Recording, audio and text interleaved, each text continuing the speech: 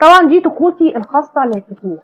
البطاطس، البقدونس زي ما انتم شايفين، والبصل. شايفين البصل عامل ازاي؟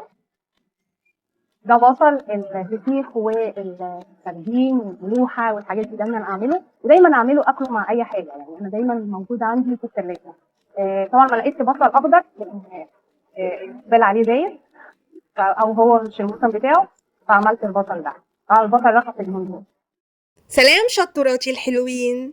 طبعا من المقدمة عرفتوا هنزل لكم ايه النهاردة: البصل، لزوم الفسيخ والملوحة والسردين، وكمان مش سردين بس، كمان اللحوم، وممكن تاكليه جنب اي حاجة بتحبي جنبها البصل. هو مش بيعتبر مخلل بس جميل جدا لما تحفظيه في التلاجة. يلا بينا نشوف الطريقة، يلا معايا.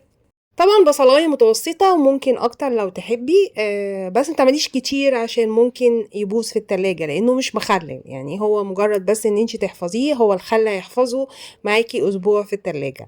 بقطعه بالشكل اللي انتوا شايفينه ده، ترانشات او جوانح. طبعا البصل من الحاجات المفيدة جدا، وبيقلل كمان الكوليسترول في الدم. طبعا فوائده كتيرة، ممكن تبحثوا عنها في جوجل. طبعا هنا قطعته بالشكل اللي انتوا شايفينه ده، ترانشات. ممكن كمان تقطعي جوانح، الجوانح بتفرق عن الترانشات على فكرة. بعد كده بقى ابدأ بقى احط له المكونات، والمكونات عبارة عن حوالي نص معلقة صغيرة ملح، ما تحطيش ملح كتير، وحوالي معلقتين خل كبار، والخل هو اللي هيحفظه، هو والليمون. بحط كمان معلقة كبيرة عسل، عسل شربات عادي او عسل نحل لو عندك، وحوالي معلقه كبيره ليمون. وده الليمون اللي انا عملته معاكم قبل كده وحفظته في الفريزر، فاكرينه؟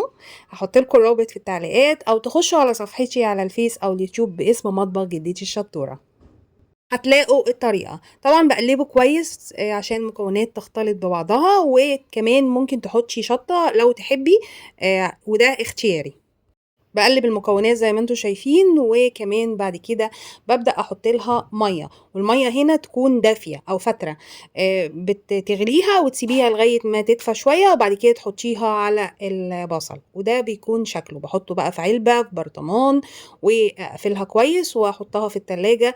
ممكن تقعد معاكي اسبوع ما يحصل لهوش اي حاجه. كمان ممكن يتحط جنب اي اكله تحبيها، منها الفسيخ ومنها كمان اللحوم، وممكن تحطيها كمان في البرجر.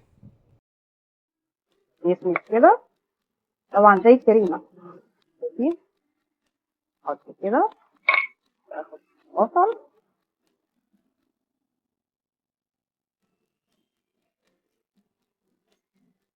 وبنلقى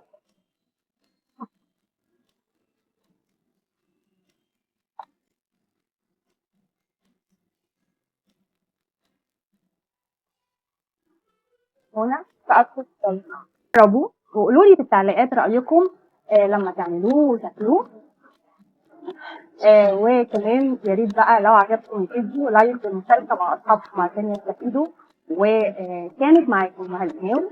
مع السلامة.